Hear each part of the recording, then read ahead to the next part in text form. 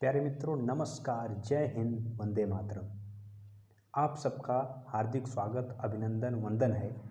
आज की क्लास में हम सब पढ़ने वाले हैं एनसीईआरटी पैटर्न के कक्षा 10वीं के त्रिकोणमिति, जो कि आज का क्लास हमारा है त्रिकोणमिति का ही तीसरा क्लास होगा। इसके अंतर्गत हम सब त्रिकोणमिति के कुछ अनुप्रयोग आप देख पा रहे होंगे, कुछ अनुप्रयोग को देखेंगे। और ये लेसन का नाम एनसीईआरटी पैटर्न के क्लास 10वीं के लेसन 9वीं के बारे में आपको बता रहे हैं। और आज का दिनांक है 19 नवंबर 2023। और आज का कक्षा परिचय जो हमारा होगा, आज हम सब कक्षा 10वीं के सभी उदाहरण के प्रश्नों को हल करेंगे और समझेंगे। और वो भी उदाहरण किससे संबंधित होंगे? त्रिकोणमिति से। त्रिकोणमिति के उदाहरण को हल करेंगे। और उसके बाद अब हम इसी कड़ी में आगे बढ़ते हुए उदाहरणी प्रश्न संग्रह आपको दिखाई दे रहा होगा। इसके अंतर्गत प्रथम प्रश्न जो हमारा होगा, उसमें धरती पर एक मीनार ऊर्ध्वाधर खड़ी है। धरती के एक बिंदु से, जो मीनार के पाद बिंदु से 15 मीटर दूर है, मीनार के शिखर का उन्नयन कोण 60 डिग्री है। मीनार की ऊंचाई ज्ञात कीजिए। आप एक बार प्रश्न को अपने एग्ज़ाम में जब प्रश्न ऐसे देखने के लिए मिलेगा, एक बार उसको मौन धारण कर उसको आराम से समझ कर पढ़ने का प्रयास करेंगे पूरा। और पढ़ने के पश्चात अब अपनी कॉपी में जब आप इसको सरल करेंगे तो एक एक वाक्य को पढ़ते हुए उसको चित्र के माध्यम से बना करके आसानी से, अगर चित्र को आप बना लेंगे तो आप प्रश्न को आसानी से हल कर लेंगे। उससे आपको बहुत ही मदद मिलेगा। अब देखिए, धरती पर एक मीनार ऊर्ध्वाधर खड़ी है, तो मीनार को हम बना लेते हैं। मीनार मान लेते हैं, ये मीनार हो गई और धरती पे ये ऊर्ध्वाधर खड़ी है। इसके बाद धरती के एक बिंदु से, जो मीनार के पाद बिंदु से 15 मीटर दूर है, मीनार का पाद बिंदु ये होगा जहाँ न्यू होता है, यहाँ से जमीनी स्तर को ही पाद बिंदु बोलते हैं। जमीन के स्तर से लगा हुआ, ये धरती हुई या जमीन हुई, यहाँ से पाद बिंदु यही कहा जाएगा। यहाँ से 15 मीटर बोल रहा है दूरी पर एक बिंदु लेना है। यहाँ मान लेते हैं एक बिंदु लेना है, इस बिंदु को ले लेते हैं। इसका नाम आप अपने मनानुसार रख सकते हैं, मन में आप जो चाहें वो रख सकते हैं मतानुसार। ए इस भवन के पाद बिंदु से इस बिंदु तक की दूरी बोला जा रहा है, कितना है? 15 मीटर। आप प्रश्न में देख पा रहे हैं 15 मीटर है। मीनार के शिखर का उन्नयन कोण 60 है। मीनार की ऊंचाई ज्ञात कीजिए। मीनार के शिखर का, ये शिखर हुआ मीनार का, उन्नयन कोण जो होगा ये कितने के बराबर बोल रहा है? उन्नयन कोण बताया जा रहा है कि 60 डिग्री के बराबर है, यानी ये कोण 60 डिग्री है।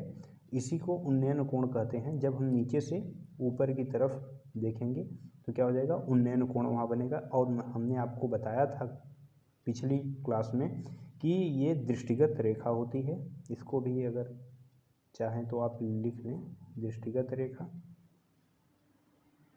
क्योंकि यहाँ बिंदु लिया गया है, कोई देख नहीं रहा है, लेकिन यदि देखें तो दृष्टिगत रेखा कही जाएगी। और बिंदु से भी अगर आप करना चाहें तुलना तो दृष्टिगत रेखा ही कही जाएगी, क्योंकि 60 डिग्री यहाँ से बन रहा है, तो यहीं से इसका अंकन किया जा रहा है या मापा जा रहा है। तो और उसके बाद ये जो हमारा हो जाएगा, अगर ये क्या हो जाएगा, हमने बताया क्षैतिज रेखा हो जाएगी, जो एकदम समांतर चलती रहेगी, सीधी सीधी क्षैतिज हो जाएगी। ऊर्ध्वाधर रेखा कौन सी होती है? सीधी लंबवत जो होती है उसे ऊर्ध्वाधर कहते हैं। क्षैतिज इस प्रकार से चलती है, तो क्षैतिज रेखा ये हो जाएगी। क्षैतिज रेखा यहाँ लिखने का कोई ज़रूरी नहीं था, लेकिन आपको एक बार फिर से वो चीज़ें याद रह जाएं इसलिए लिख दिए। और उसके बाद अब बोला जा रहा है ए बिंदु इसके लिए हैं, और इसको हम बी बिंदु ले सकते हैं, और इसको सी ले लेते हैं।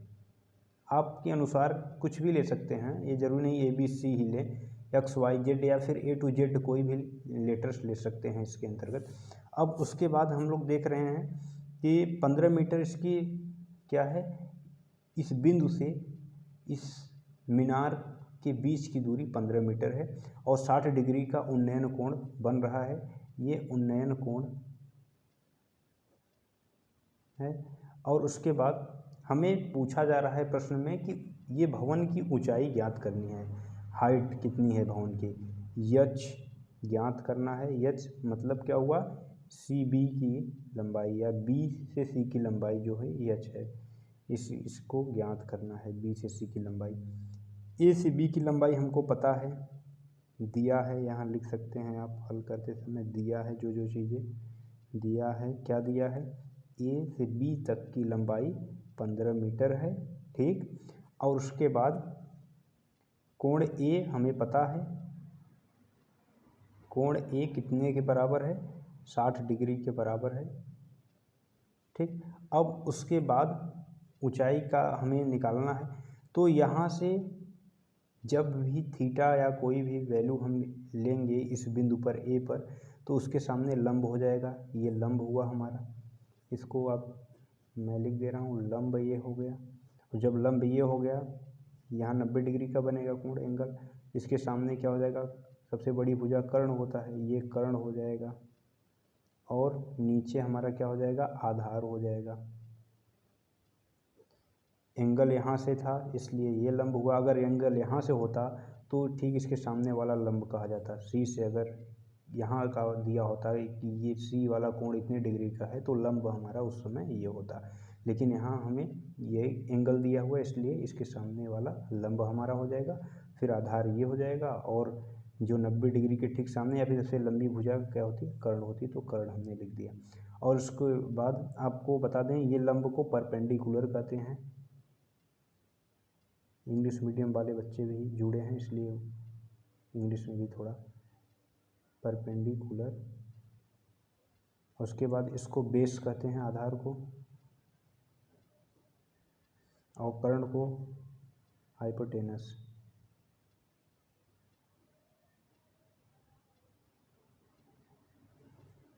अब उसके बाद अब हमें मेज़र करना है ये बिल्डिंग की ऊंचाई, हाइट, यच कहें, यच मतलब पूरी हाइट हो गई या फिर बीसी बोलें, एक ही बात है, यही निकालना है हमको।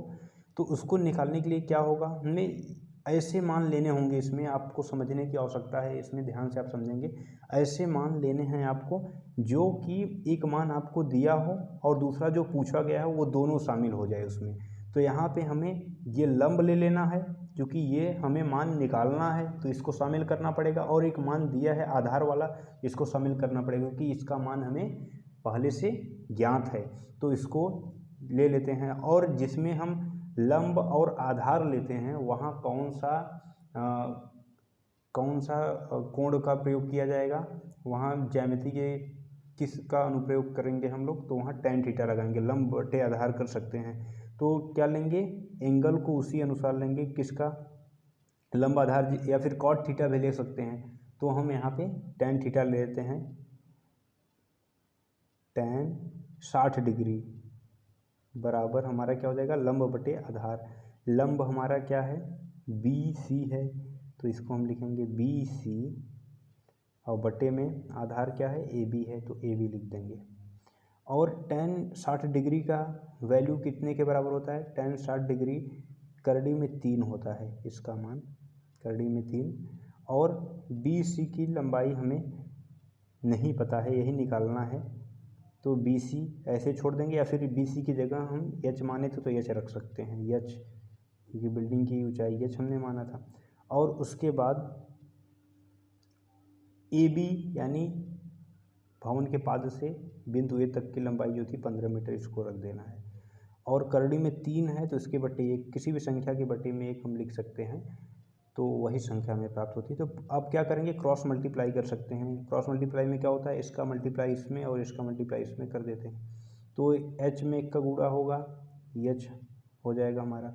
और जब 15 में √3 का गुणा होगा तो 15 √3 हमारा मान निकल कर आएगा। ये मीटर में था इसलिए मीटर लिख देते हैं। अब आपको ये आसानी से इसका आंसर निकल आया है, ये हमारा पहले प्रश्न का आंसर है भवन की ऊंचाई या फिर बीसी की लंबाई कितना हो जाएगा 15 करड़ी में 3 15√3 मीटर हमारा इस भवन की ऊंचाई निकल कर आ जाएगी। आपको ऐसे इस प्रश्न को हल करना है। आइए अगले प्रश्न पे चलते हैं। प्रश्न है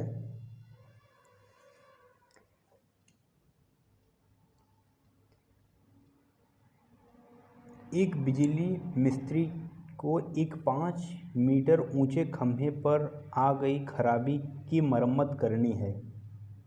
मरम्मत का काम करने के लिए उसे खंभे के शिखर से 1.5 मीटर नीचे एक बिंदु तक वह पहुंचना चाहती है। यहाँ तक पहुंचने के लिए प्रयुक्त सीढ़ी की लंबाई कितनी होनी चाहिए जिससे कि क्षैतिज से 60 डिग्री के कोण से झुकाने पर वह अपेक्षित स्थिति तक पहुंच जाए। और यह भी बताइए कि खंभे का पाद बिंदु कितनी दूरी पर सीढ़ी के पाद बिंदु से होना चाहिए। यहाँ आप √3 = 1.73 ले सकते हैं। तो इस प्रश्न को अब हम सब करते हैं। देखिए आपको दिखाई दे रहा होगा, बोला जा रहा है एक बिजली मिस्त्री को एक 5 मीटर ऊंचे खंभे पर आ गई खराबी। खंभा पहले हम लोग बना लेते हैं, एक तो 5 मीटर का खंभा बना लेते हैं। ये मान लेते हैं 5 मीटर का खंभा हो गया हमारा, ठीक। मरम्मत का काम करने के लिए उसे खंभे के शिखर से 1.3 मीटर नीचे एक बिंदु तक वह पहुंचना चाहती है। यहाँ तक पहुंचने के लिए प्रयुक्त सीढ़ी की लंबाई ज्ञात कितनी होगी। देखिए यहाँ से बोला जा रहा है कि खंभे के पूरे शीर्ष तक नहीं जाना है, ऊपर तक पूरा नहीं, उससे 1.3 मीटर नीचे तक ही वही काम है, वहीं कुछ फॉल्ट हुआ है, वहीं आप काम करना है इसको।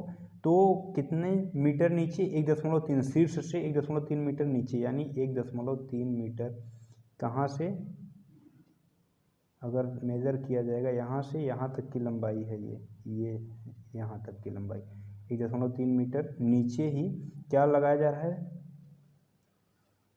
धरती से सीढ़ी लगाई जा रही है। ये पृथ्वी से यहाँ सीढ़ी लग रहा है और यहीं तक का है सीढ़ी। अब उसके बाद पूरी खंभे की लंबाई आपको दिया है 5 मीटर है, ये पूरे खंभे की लंबाई है।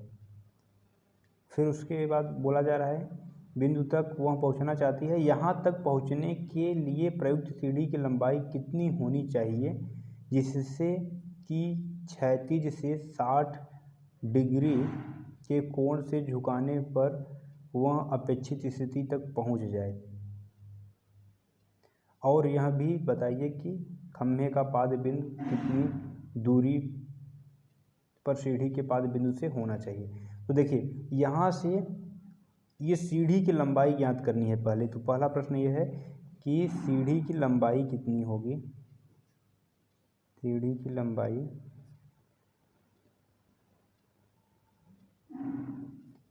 प्रश्न 1 है। दूसरा प्रश्न बोला जा रहा है कि ये पाद से, खंभे के पाद बिंदु से सीढ़ी जो लगा हुआ है यहाँ तक की लंबाई कितनी है, यानी खंभे के पाद से सीढ़ी का डिस्टेंस या दूरी, सीढ़ी की दूरी। तो यहाँ आप ध्यान से समझेंगे। अब बोला जा रहा है क्षैतिज जो बन रहा है एंगल, यहाँ से कितने डिग्री का बन रहा है, 60 डिग्री का कोण बन रहा है। यहाँ क्षैतिज इस प्रकार से होगा, 60 डिग्री का कोण बन रहा है। ये देखिए 60 डिग्री के कोण के झुकाने पर वह अपेक्षित स्थिति तक पहुँच जाए। 60 डिग्री के कोण तक ऐसे झुकेगा सीढ़ी, तब जा कर के वहाँ वो पहुँच जाएगी जहाँ फॉल्ट है खंभे पे। तो ऐसे सीढ़ी झुकाया जाएगा, इतना 60 डिग्री पे झुकेगा, कहाँ से, यहाँ से 60 डिग्री होगा। तो ये अब हमें क्या करना है, पहला प्रश्न हमें सीढ़ी की लंबाई, तो पहले देखते हैं क्या क्या दिया हुआ है, उसको आप देख ही रहे हैं 5 मीटर, उसको आप लिख सकते हैं कि दिया है कि पूरे खम्भे की लंबाई, ये अभी लिख लेते हैं हम सब, हल में लिखेंगे, दिया है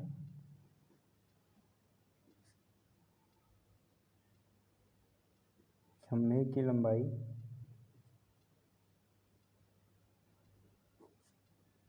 5 मीटर है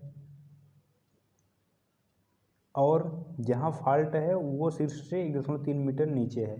तो मतलब हमें ये आपको दिमाग में हमेशा रखना है कि जहाँ तक ये हमारा राइट एंगल ट्रायंगल वाला त्रिभुज बनेगा, यानी समकोण त्रिभुज जहाँ तक बनेगा उसी का पूरा पूरा हमें मेज़र करना है, वहीं तक की लंबाई। ये बाहर की लंबाई को हमें माइनस करना पड़ेगा, क्योंकि ये इसके राइट एंगल ट्रायंगल वाले त्रिभुज के अंतर्गत नहीं आ रहा है, इसके बाहर का पार्ट है, इसलिए इसको हमें निकालना पड़ेगा। कितनी पूरी लंबाई है, 5 मीटर है खम्भे की पूरी लंबाई, यहाँ से बाहर वाले को भी शामिल किया जा रहा है। तो 5 मीटर पूरी लंबाई थी, उसमें से 1.3 मीटर जो कि शीर्ष से जहाँ फॉल्ट था वहाँ तक की लंबाई निकालना है, तो उसको निकाल लेते हैं। 5 मीटर थी और हमें पूरा इसका लंबाई निकालना है जहाँ फॉल्ट तक है, फॉल्ट तक की लंबाई कितना हो जाएगा, ऐसे लिख सकते हैं आप, फॉल्ट तक की लंबाई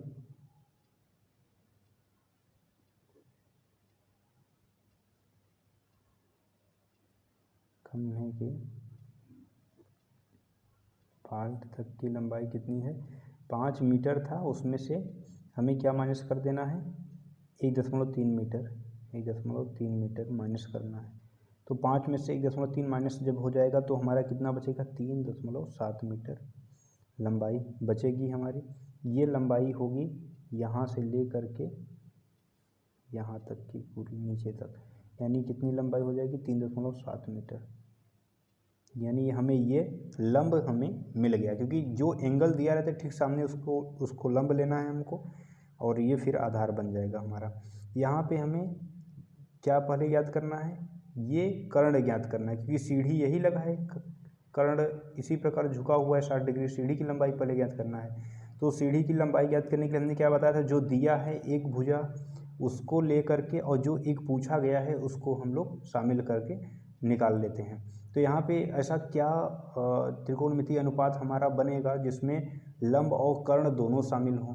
तो लंब और कर्ण साइन थीटा बराबर लंब कर्ण होता है, तो क्या लेंगे, 60 डिग्री जो है हमारा साइन 60 डिग्री लेंगे, क्या लेंगे, साइन 60 डिग्री, और उसके बाद 60 डिग्री लिखने के बाद साइन थीटा बराबर क्या होता है, लंब, लंब हमारा क्या है 3.7 मीटर है, लिखेंगे 3.7 मीटर।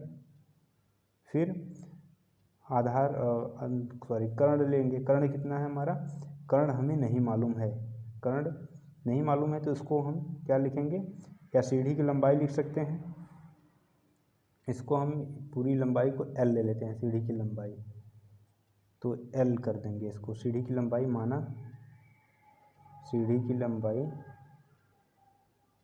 ऐसे आप लिख लेंगे, सीढ़ी की लंबाई L है, L है। तो अब L जब ले लेंगे तो इसको बटे में L हो जाएगा, और साइन 60 डिग्री का मान कितना होता है, साइन 60 का मान करड़ी में 3/2 होता है, करड़ी में 3/2 होगा, और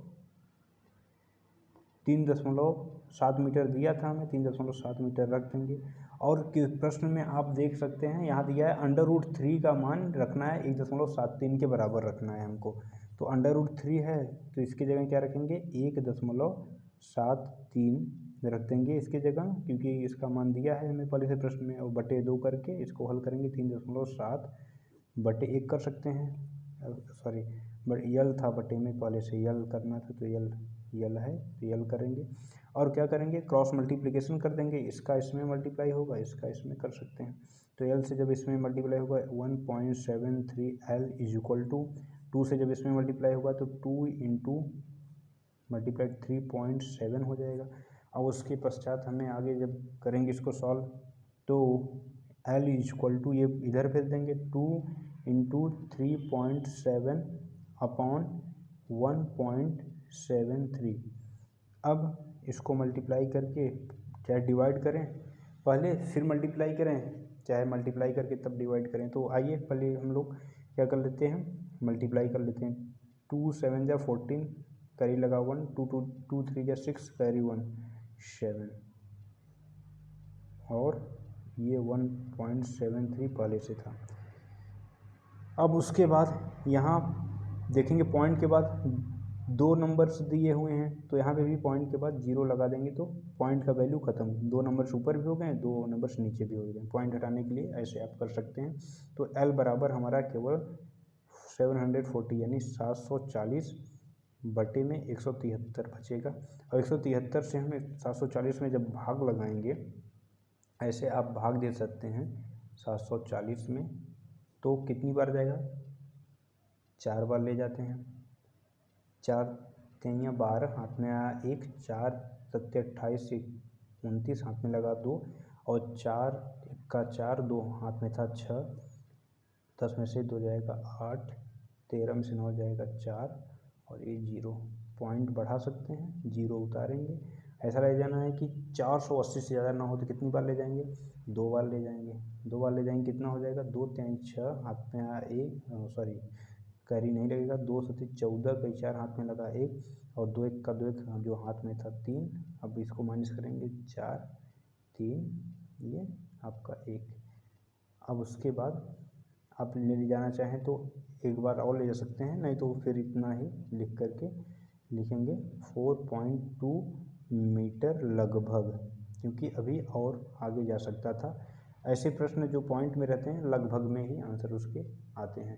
तो इस प्रकार से आप इस सवाल के पहले प्रश्न को, जो कि सीढ़ी की लंबाई थी, उसको आप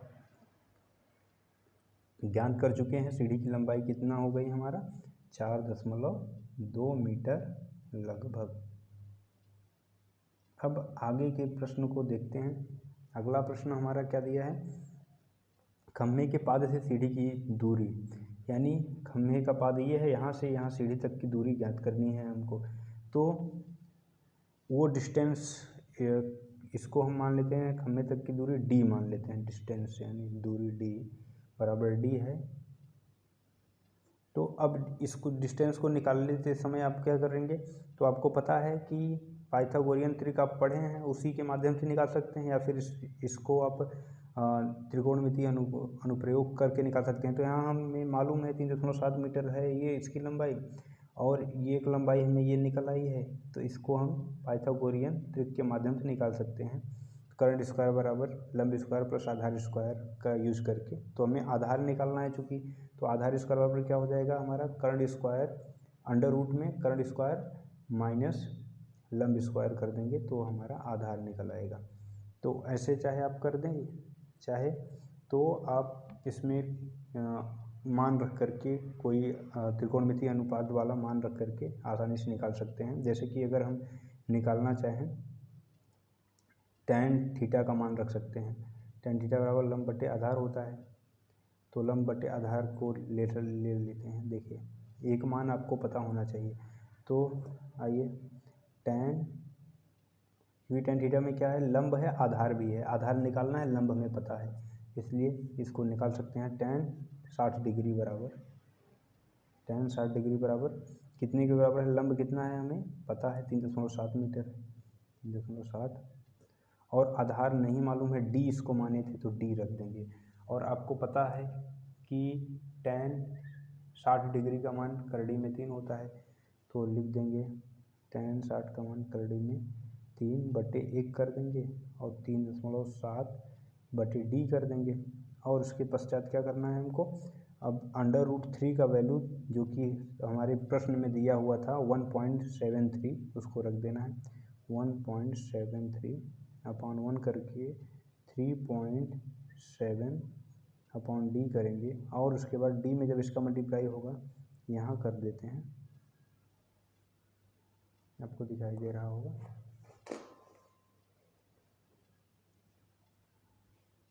जब इसका इसमें मल्टीप्लाई होगा तो कितना हो जाएगा, पहले d से मल्टीप्लाई इसमें कर देते हैं, d 1.73D लिख देंगे और इसके बाद इक्वल टू 1 से जब 3 7 में मल्टीप्लाई होगा तो 3.7 हो जाएगा। अब d इज इक्वल टू हमारा कितना होगा 3.7।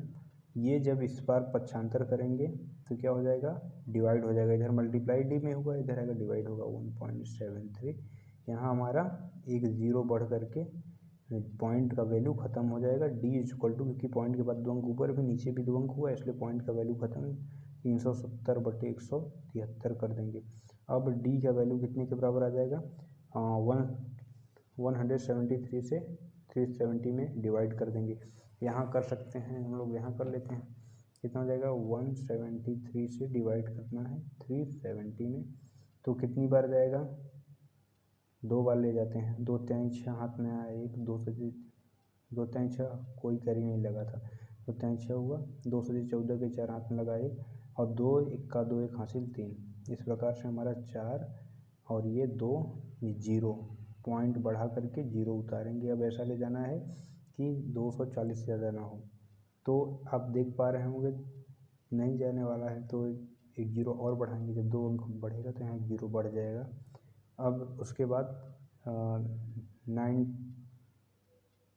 9 बार जा सकता है, 9 बार लगभग जाएगा। इस प्रकार से हमारा आ जाएगा 2.09 मीटर लगभग। ये भी क्या आएगा हमारा लगभग में आंसर आएगा कितना, 2.09 मीटर लगभग। इसकी लंबाई यानी खम्भे के पाद से बिंदु जो हम लिए थे जहाँ खम्भा लगा हुआ था वहाँ तक की लंबाई कितनी हो जाएगी, 2.09 मीटर लगभग। यहाँ भी आप लिख देंगे 2.09 मीटर लगभग।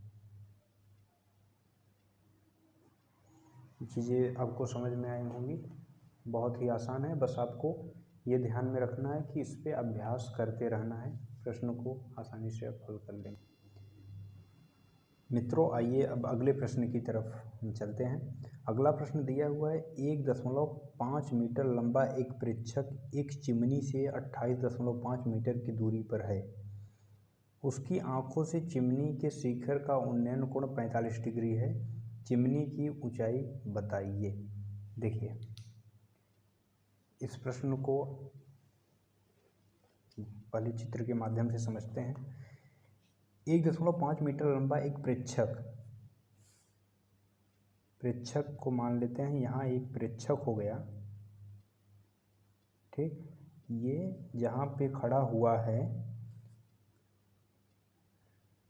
उसकी उस प्रेक्षक की लंबाई कितनी है, इस प्रेक्षक की लंबाई 1.5 मीटर है, ठीक। 1.5 मीटर उसकी लंबाई हो गई। और उसके बाद बोला जा रहा है प्रेक्षक की चिमनी से 28.5 मीटर की दूरी पर है। चिमनी को हम मान लेते हैं, चिमनी, ये चिमनी हो गई। यहाँ से इसकी दूरी, प्रेक्षक जहाँ खड़ा है यहाँ से इस चिमनी तक की दूरी कितनी है, 28.5 मीटर है की दूरी पर है। उसकी आंखों से चिमनी के शिखर का उन्नयन कोण 45 डिग्री है। चिमनी की ऊंचाई ज्ञात कीजिए। इस चिमनी की ऊंचाई ज्ञात करनी है हमको। चिमनी की ऊंचाई h मान लेंगे और इसकी आंखें यहाँ है, यहाँ से चिमनी के शीर्ष तक, ये शीर्ष हुआ, उन्नयन कोण बनेगा क्योंकि नीचे से दिख रहा है ऊपर की तरफ, तो यहाँ क्या बनेगा, उन्नयन कोण बनेगा। और आँख से एकदम सीधा क्षैतिज जाता है, उसे क्षैतिज बिंदु बोलते हैं, क्षैतिज रेखा बोलेंगे, सीधा जाएगा उसको। और यही एंगल बनता है क्षैतिज, एकदम सीधा। ऊपर से देखेंगे फिर भी क्षैतिज बनेगा और नीचे उन्नयन कोण जब रहेगा तो नीचे से क्षैतिज सीधा बनेगा। ऊपर का सीधा ऐसे बनता, अगर ऊपर से देखा था तो अवनमन कोण होता। तो यहाँ पे आप समझेंगे कितने डिग्री का कोण बन रहा है, 45 डिग्री का, 45 डिग्री का कोण बन रहा है। और उसके बाद अब ये ध्यान में रखना है आपको कि अब इसको हम नाम दे देते हैं ए। चिमनी की सीधी लंबाई को ऐसे लिख लेते हैं हम सब, सीधी लंबाई ज़मीन से यहाँ तक की। और इसको हम क्या रखेंगे B और इसको C। आपको ये समझकर चलना है कि ये जो इसकी लंबाई है व्यक्ति की वो कितने के बराबर है, ये B तक की लंबाई, चिमनी के B तक की लंबाई के बराबर है। इसको मान लेते हैं D हो गया। इसको यहाँ जो ज़मीन से चिमनी लगा हुआ है उसके पाद से B तक की लंबाई ये मनुष्य की ही लंबाई के बराबर है, जो व्यक्ति है इसकी लंबाई के बराबर है। तो हमें तो पहले क्या करना है, समकोण त्रिभुज जो बन रहा है उसको मेज़र करना है, बस ये समकोण त्रिभुज तक का मेज़र करना है त्रिकोणमिति में।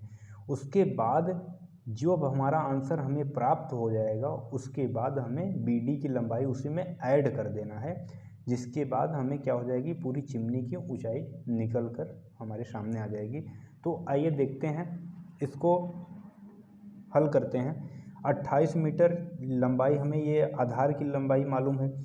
जब ये यहाँ से यहाँ तक की लंबाई 28 है तो यहाँ से भी निश्चित तौर पर यहाँ तक की लंबाई 28 ही होगा। इसके लिए आपको कन्फ्यूजन में नहीं रहना है, ये लंबाई और ये लंबाई सेम रहेगा, 28 मीटर ये भी रहेगा, 28.5 मीटर। ठीक, अब उसके बाद एंगल हमें 45 डिग्री पता है और निकालना हमें है लंब। तो हमने बताया था जो हमें निकालना है ये लंब निकालना है, एंगल के सामने लंब होता है तो लंब निकालना है। लंब निकालने के लिए हमें ये मालूम है, आधार तो पता है, आधार 28.5 मीटर है, तो लंब और आधार ही लेना है हमको। और लंब आधार किस में होता है, tan थीटा में होता है। तो क्या लिखेंगे हम, जो एंगल ये दिया हुआ है 45 किसके बराबर हो, tan थीटा में रख देंगे tan 45 डिग्री, tan 45 डिग्री बराबर tan थीटा बराबर लंब बटे आधार। लंब हमारा क्या हो जाएगा, BC बटे आधार क्या हो जाएगा हमारा, आधार हमारा हो जाएगा 28.5 मीटर, 28.5 मीटर। या फिर पहले आप उसका नाम ही रख दें,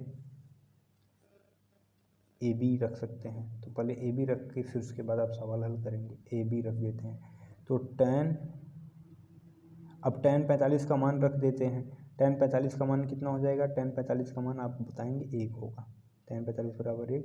और BC की लंबाई हमें ज्ञात करनी है, इसको भी हमने क्या पूरा लंबाई h माने थे, BC की लंबाई को हम मान लेते हैं, BC तक की लंबाई x है, तो x रख देंगे, माना BC की लंबाई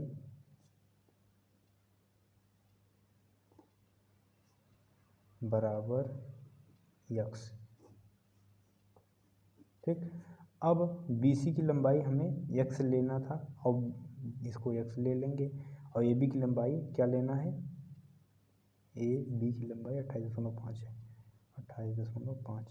तो अब इसमें इसके बटे करेंगे, क्रॉस मल्टीप्लाई होगा, x 1 जा x ही होगा, और इसमें जब 28 का मल्टीप्लाई होगा 28.5 का 28.5 ही आएगा, 28.5 मीटर। ये हमारा कहाँ तक की लंबाई हो गई, ये हमारी लंबाई B से C तक की लंबाई हो गई। x का वैल्यू जो है हमारा B से C तक की हो गई। अब इसी में हमें ऐड करना है उस व्यक्ति की भी लंबाई, क्योंकि ये चिमनी जितना उसकी हाइट है वो तो नहीं उसको काउंट किया गया है इसमें, पूरी चिमनी की लंबाई हमें चूँकि चाहिए। तो चिमनी की लंबाई बराबर कितनी हो जाएगी, चिमनी की लंबाई बराबर इसके बराबर हो जाएगी, चिमनी की लंबाई यानी x प्लस BD, x यहाँ से यहाँ तक की दूरी थी प्लस BD,